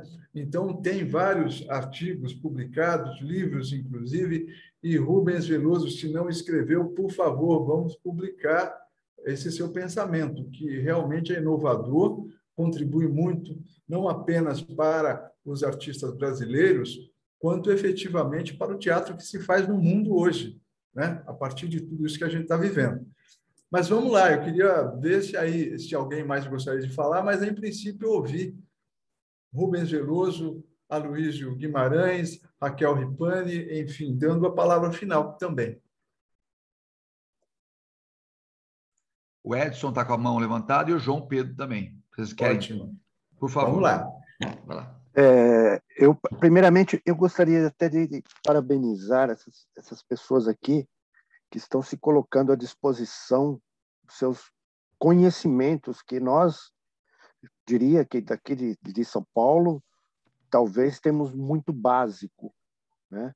E o que eu pude perceber, tanto na conversa do Aloísio, quanto do senhor Rubens, e também do senhor Tonesi, é que, por incrível que pareça, tudo isso passa pela criatividade do indivíduo, do ser humano, que é de observar a sua necessidade e conseguir criar ou imaginar, ou, sei lá, receber uma luz que pode ser até considerada divina ou extrasensorial, como ouvi tantas palavras novas aqui, que me deixa curioso de conhecer ainda mais essas pesquisas, essa criatividade de cada um de vocês, que para mim foi maravilhoso, né? E a pergunta é exatamente o que o senhor Tonesi estava falando. Aonde eu busco essa fonte que vocês tanto, que o Aloísio colocou coisas aqui que nossa, eu nunca tinha ouvido falar. O seu Rubens, então, aqui do lado da gente, e que a gente desconhece. Por que eu estou dizendo isso? Como o nosso centro de trabalho de extensão foi a lei que tentou tirar um pouco o sustento de muitos atores, de muitos artistas, de muitas produções, eu vi várias e muitas, aí a gente vê muito o básico, né? Que é aquilo que foi dito também do teleteatro, da câmera fixa e gravando o espetáculo. E, de repente, o Aloísio vem com umas imagens aí que é de Hollywood, parece. A ideia de Hollywood, né? Dentro do teatro, isso faz a gente queimar os neurônios. Então, eu acho que, o Marinho, eu tomo a liberdade de pedir aqui, gente, posta para a gente essa bibliografia, onde a gente colhe essas coisas maravilosas, sabe? Para a gente ter um lapso, para despertar um pouquinho em nós essa coisa maravilhosa aí que vocês já têm esse poder aí, sabe? Vocês estão com isso na mão, a gente precisa jogar isso aqui nessa bolha que é São Paulo, pô. São Paulo é uma bolha, para furar essa bolha aí com esses conhecimentos de vocês, como o senhor Tonesi falou, academia, academia é nada, nós somos periferia, a gente quer ter esses conhecimentos básicos aí para a gente ir para o centro. Nós queremos sair dessa periferia que vocês estão aí, estão colocando a gente no centro com esse conhecimento de vocês, sabe? Então eu acho maravilhoso. Por gentileza, por favor, pelo amor de Deus, compartilha com a gente esses conhecimentos de vocês, pelo amor de Deus. É isso, gente. Com tudo isso para dizer que vocês são maravilhosos. A colocação de vocês, o conhecimento de vocês inspira criatividade, inspira busca, sabe? Oh, Marinho, pelo amor de Deus, parabéns aí por esse seminário aí que já começou ontem, eu já participei, quero ver se eu consigo participar de todos esses. Gente, maravilhoso. Acho que é isso. Eu não sei nem se tem que perguntar, mas eu quero conhecê-los, sabe? Através do conhecimento de vocês. Muito obrigado, Edson, pelas palavras. Bom, eu ainda sugiro... Bom, eu coloquei aqui um link com a entrevista com o Rubens Veloso. Rubens, se você tiver o link do GAG Filacete, olha só o termo, o nome da companhia, GAG, porque é Grupo de Arte Global, não é? Isso já há muito tempo. Já não se chamava de grupo de teatro, mas... Hoje é mais fácil vocês entrarem Filacete, que é com PH, tá? Filacete só. Vocês vão entrar ou no site, ou vão entrar no Filacete Facebook, ou no Filacete Instagram. Lá tem um monte de foto, de vídeo, de coisas que a gente fez. Só para deixar o João Pedro perguntar, mas como o Tonesi falou antes, João Pedro, um minuto só, eu escrevo bastante sobre isso, mas assim, eu tenho um problema sério, porque toda vez que eu escrevo, eu dou um passo para lá. E aqui eu acho que precisa ter mais coisas, porque aquilo já não dá mais conta. Por exemplo, o que eu descrevi para vocês hoje, a experiência já está em outro lugar, um lugar absurdo, entendeu? Mas como o tema hoje era esse, a gente pode, numa outra vez, conversar, mas já está em num outro lugar que é complicado de descrever agora, inclusive porque eu estou dentro dele e não sei como vou emergir disso aí, entendeu? Mas tudo bem. Vamos com João Pedro, por favor. Você tem que pôr som.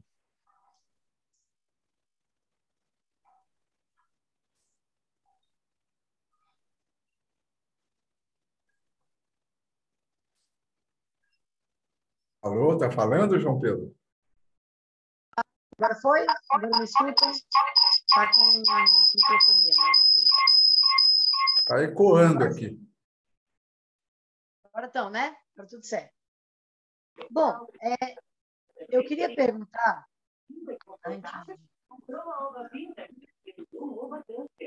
queria agradecer a oportunidade de estar falando, né? E agradecer por essa aula que vocês deram aqui, porque assim foi uma aula do início até agora, né? Não sei se vai estar indo para o final. Eu, como estudante de teatro, começando agora, eu queria perguntar para vocês como foi essa mudança na pandemia, de não ter mais o público. Porque eu assisti a peça Monólogo da Sônia Franco pelo Simpla, comédia e tal, não senti uma tanta conexão. Já assisti recentemente a peça, a última sessão do Ubo Rei, lá no Comune, e a conexão é totalmente diferente. Eu queria perguntar para vocês que estão fazendo esse teatro, ao Rubens, ao Luiz, que estão fazendo isso já há algum tempo, como essa relação plateia-ator, essa troca, ela consegue ser calorosa como é o presencial? Claro que vocês já disseram aqui que não vai ser a mesma coisa, não é a mesma coisa, mas ainda existe esse calor que a plateia entrega ao ator em cena. Vai, Aloysio. Manda bala. Muito obrigado. Vou tentar ver se tem bala para mandar. Vê só, Pedro. Primeiro, eu acho que tem duas coisas que não podem faltar no processo teatral. Assim, uma é o ator e outra é a plateia. Então, se você assistiu, existia a plateia. A outra coisa é o seguinte, essa relação, ela não deixa de existir porque ela é mediada. Ela continua existindo. Agora, a gente tem que entender as limitações do meio e as nossas limitações. Porque o meu sonho é entrar ver se eu dou continuidade na minha pesquisa, para entrar no doutorado, para que a plateia possa cuspir, ou melhor, receber a cuspida do ator e também poder cuspir nele, como disse Rubens. Teatro é quando a gente pode cuspir na plateia. E esse ato de cuspir, a gente trabalha com signo. A gente pode ressignificar. Eu posso transformar essa cuspida num emoji, eu posso transformar essa cuspida em um ruído na tela do computador, eu posso transformar isso até num microvírus que vai chegar incomodá-lo até depois da peça. Eu posso transformar essa cuspida. E aí a gente vai continuar cuspindo, né, Rubens? Aí vai continuar cuspindo. Da igual forma, eu acho que está precisando desse canal de volta, da plateia para a gente. A gente eu adoraria poder fazer com que a plateia, a cyberplateia, pudesse jogar um tomate podre no ator. E como é que eu vou ressignificar esse tomate podre? Eu posso botar sensores nele, eu posso botar vibra-call, tirar do celular um vibra-call e alguém, esse ator está muito ruim. Como é o nome dele? É Edson. Pronto, vou apertar o E. Edson. Aí o cara recebe um choquinho, pronto. Ele já sabe que aquele choquinho ele vai decodificar e aquilo ali foi um tomate podre. Estou falando aqui muito grosseiramente, está vindo na cabeça agora. Mas esse estreitamento da plateia com o ator, ela depende no cyberteatro do nosso entendimento deste meio, da nossa aproximação com os profissionais de tecnologia de informação, computação, inteligência artificial. A gente precisa se aproximar deles. O nosso ambiente não está mais só da carpintaria teatral, do cenógrafo, do iluminador. Não, está aumentando aqui. E esse espaço para esses novos profissionais existe porque nós somos o quê? Eu nunca costurei uma roupa. Mas eu sei, enquanto diretor, dialogar com um figurinista e com a costureira sobre o figurino de um ator. Eu não sei fazer um plano de luz bom, eu faço um plano de luz bem fraquinho, mas eu sei solicitar de um cara de luz bom. Então, de igual forma, eu, enquanto gestor da cena, eu, enquanto diretor, eu posso dialogar com outros diretores, inclusive, porque a gente vai começar a viver a presença desses outros profissionais no teatro, mesmo que seja o teatro offline. Porque, mesmo no teatro offline, existe a possibilidade de a gente implementar ações computacionais a serviço desse teatro offline, no teatrão. De a gente pegar e dizer assim, eu não estava falando de uma câmera aqui e tal. Imagine, a gente está assistindo uma peça de teatro italiano, tudo, né? E, de repente, o pessoal diz, pessoal, se você quiser ligar o seu celular e usar tal canal, você vai ver através do olhar do ator que está em cena. Então, eu posso hibridizar o teatro offline com o cyberteatro, inclusive. A gente não é só uma ida, não, né? Tem a volta também. Então, há muita possibilidade. O negócio é o seguinte, é parar, prestar atenção que esse meio ainda é muito novo, e entender como a gente pode fazer um bom uso disso para a nossa linguagem. A gente fez isso na história do teatro, a gente fez isso sempre. A gente botou gás, luz a gás dentro do teatro, a gente botou cinema dentro do teatro. Por que a gente não vai botar internet? A gente bota. O teatro, a maior característica do teatro é isso, é ser esponja, convergir tudo para ele. E aí a gente continua na batalha. Vou te falar uma coisinha, João Pedro, que o Aloysio manda muito bem, abre a questão, não precisa falar mais nada. Mas mandou muito bem esse seu Aloysio. Viu? Muito bom te conhecer, cara. Mas eu queria te dizer uma coisa interessante, que é uma coisa... um pouco antes da pandemia, eu venho trabalhando um tempo com cosmogonia Yanomami, teoria queer, neurociência, porque esse caminho que primeiro foi aberto nessa compreensão de de presenças, de coisa toda, você vai viajando, vai embora. E aí me cai na mão, obviamente, um livro assim fundamental para ser lido, que se chama Queda do Céu, que é um livro do Davi Copenaua, um xamã Yanomami, e agora esqueci até o nome dele, um antropólogo. E uma das coisas que os Yanomami falam quando os xamãs se reúnem na floresta é que eles recebem as imagens no peito. E o próprio Copenaua fala que essa tecnologia do humano de receber imagem, eles já fazem há muito tempo. E, por uma sorte, eu tive a oportunidade de conhecer o Copenaua. E aí eu fui apresentado a ele, e assim como o Tonesi me apresentou, né? Aí ele virou para mim e falou assim, interessante isso, mas só vai chegar a um lugar bastante forte, que é o que você quer chegar, quando a imagem sair do seu peito, e não mais de uma câmera. E aí eu entrei numa coisa que eu já vinha entrando mergulhado desde essa época toda, eu entrei num processo, e é por isso, Tonésio, que eu não ando escrevendo, que eu entrei num processo que é assim, eu vou resumir em 2 frases. A primeira é, sabe essa coisa do lugar da fala que virou moda?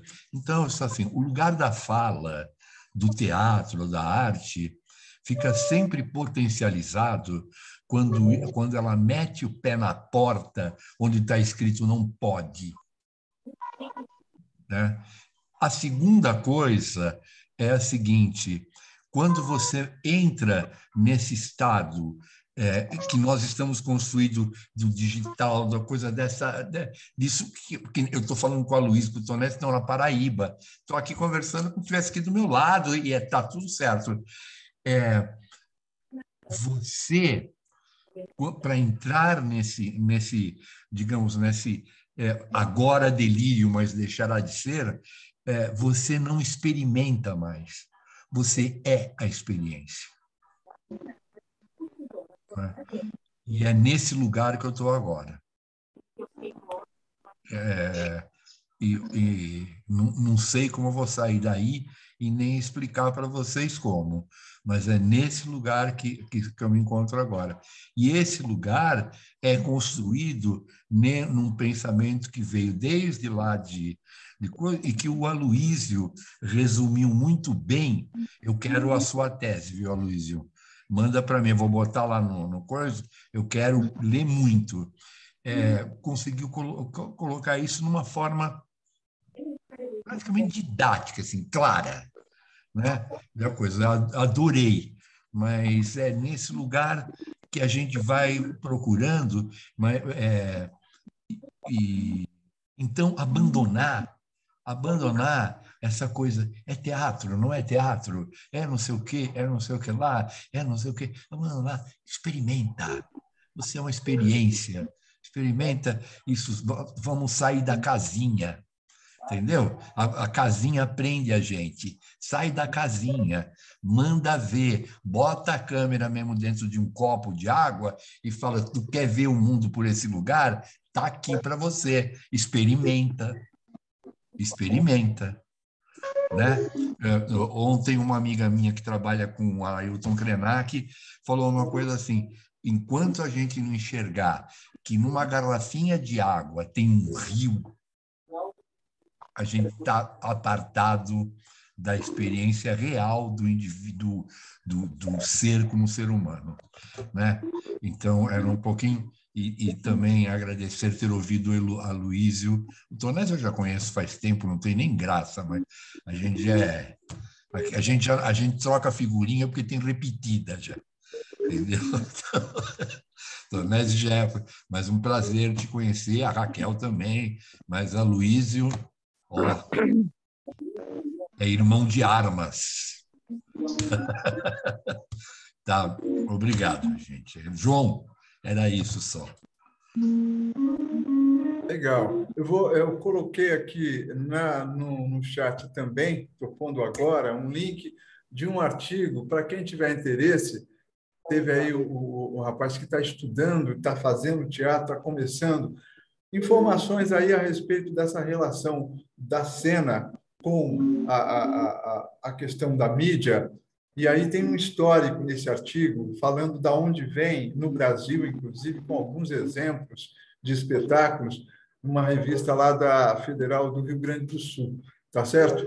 De qualquer maneira, é exatamente isso que o Rubens e o Aloísio acabaram de falar, o experimentar, o fazer, e a queda do céu está se dando efetivamente se a gente não tiver aí quem segure essa história, que é o que o Copenau com o Bruce Albert, né, que escreve esse livro, que é maravilhoso, realmente traz esse entendimento de que nós estamos e fazemos parte disto. Nós não somos separados, nós somos isto. E se isto acabar, nós acabamos também.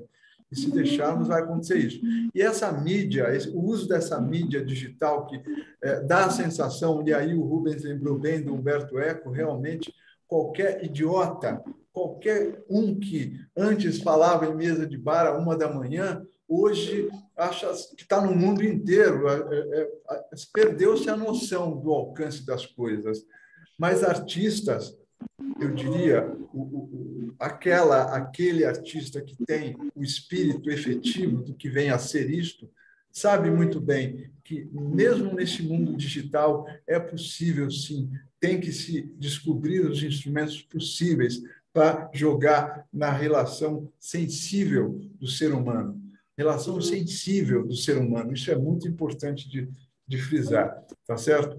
Fica aí o nosso encantamento até aqui, porque, de fato, reencontrar queridos colegas, ouvir pessoas tão bonitas falando aí, e presencialmente, gente, não deixa de ser. Estou vendo aqui, é o teatro pela janela, inclusive, né?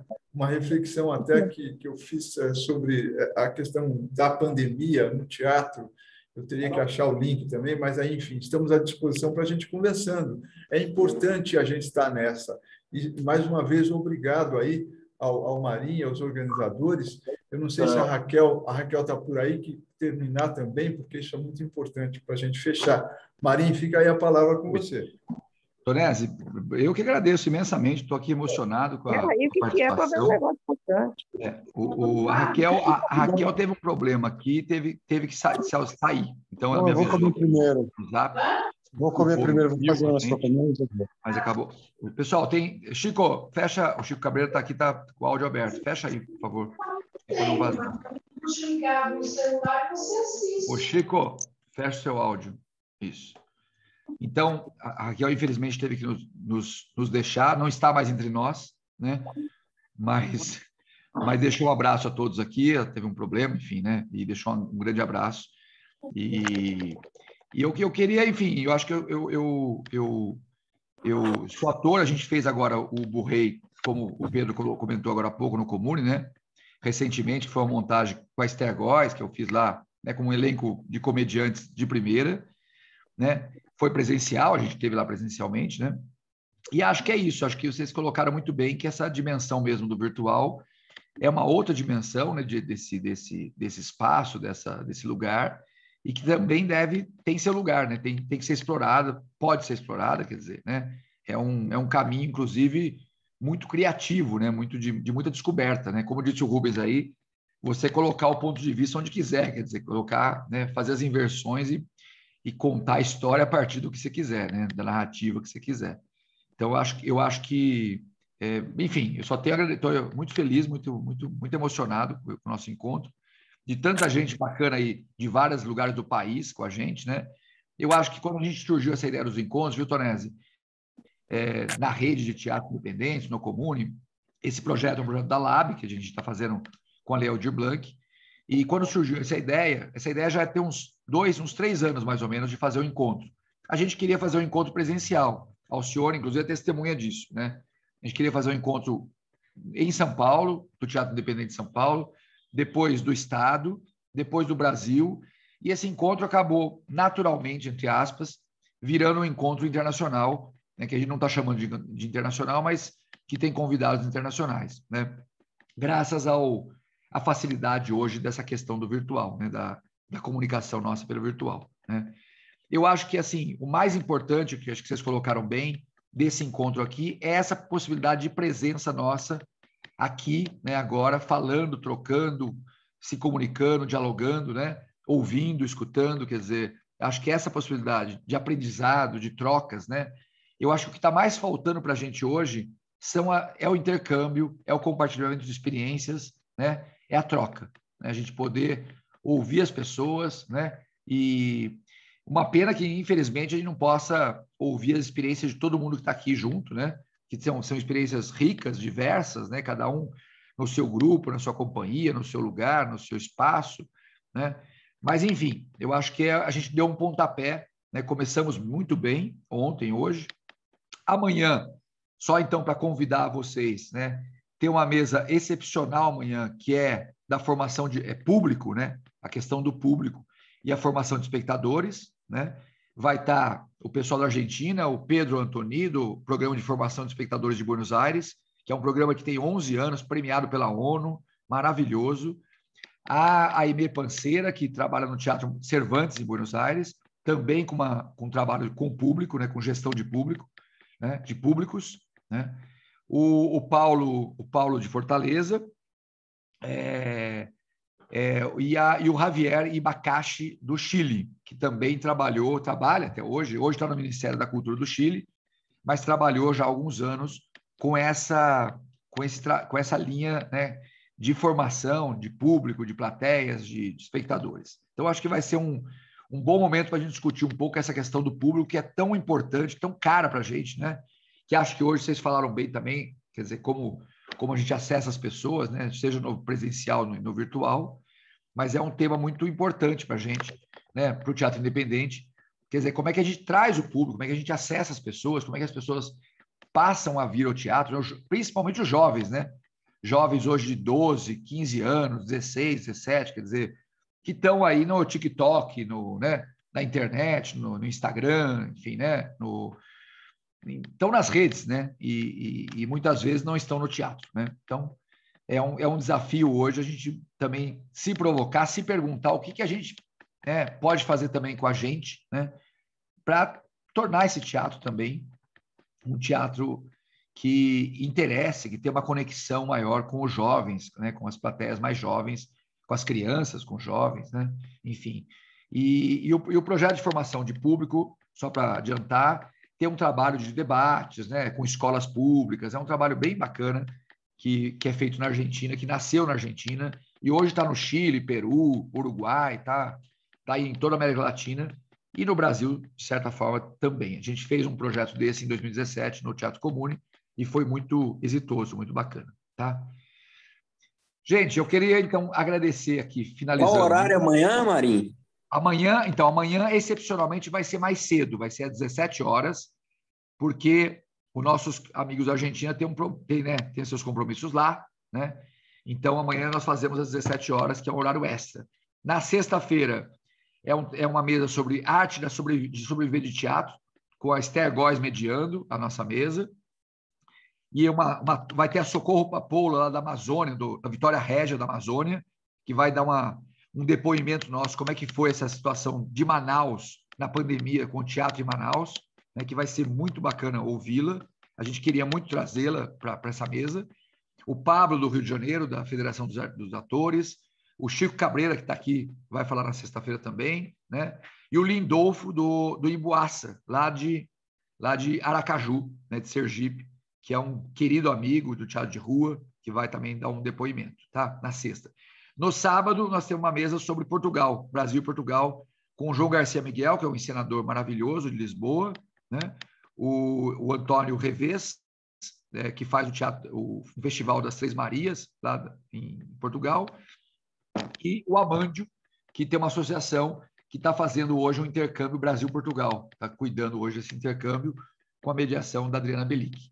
Na semana que vem tem 3 mesas, uma na segunda-feira com o Chico Pelúcio, com, enfim, vários outros grupos, né, espaços, o Léo Franco, que estava aqui com a gente, não sei se ainda está, que são espaços independentes mesmo. Vamos falar dos espaços Rio de Janeiro, São Paulo, Minas, né, a manutenção, o apoio aos espaços teatrais e culturais pelo Brasil. E na terça e quarta vão ser uma mesa sobre a Lei Aldir Blanc. Lei Aldir Blanc chama Fica Aldir Blanc e Vem Paulo Gustavo. Então vai estar a Úrsula Vidal, do Fórum de Secretários, o Fabrício Noronha, que é o atual presidente do Fórum, o Célio Turino, né, e mais alguns convidados. E no último dia, na 22, são secretários de Cultura. Então, o secretário de Cultura do Ceará, né, o Fabiano Piuba, o Vitor de Maringá, que é secretário de Maringá, a Isabela Pessotti, de Ribeirão Preto, e o André Sturm, que foi secretário de Cultura aqui em São Paulo, e que é do COSIC hoje, da Fiesp, né, que está no conselho da Fiesp hoje. Então, vai ser um papo um pouco sobre fomento, né, sobre fomento e políticas públicas aí, e culturais, tá bom? Gente, eu quero agradecer a todos. Por favor, nos sigam nas redes aí, né? Essa iniciativa é do Teatro Comune de São Paulo, da rede de teatros. Agradecer imensamente ao meu querido amigo Tonesi, que me ajudou, né, que deu um apoio enorme na curadoria, ao Rubens Veloso, ao Aloísio, a Raquel, né, que, enfim, trouxeram aí falas muito importantes e muito inovadoras nesse campo para a gente, né? E dizer que é o seguinte, que a gente segue o nosso seminário, nossos encontros. Quem puder, nos siga no Instagram, Teatro Comune, nosso, né? Tá lá, Comune com 2 M's, e a rede de teatros e produtores independentes, né? Quem quiser conhecer mais nosso trabalho, estamos lá, tá bom? Bom, amanhã, então, a rodada começa às 5 horas da tarde, também vai ter mais ou menos 1h30, 2 horas aí, como o dia de hoje, tá bom? Muito obrigado a todos, a todas, uma boa noite, beijo para vocês. Valeu!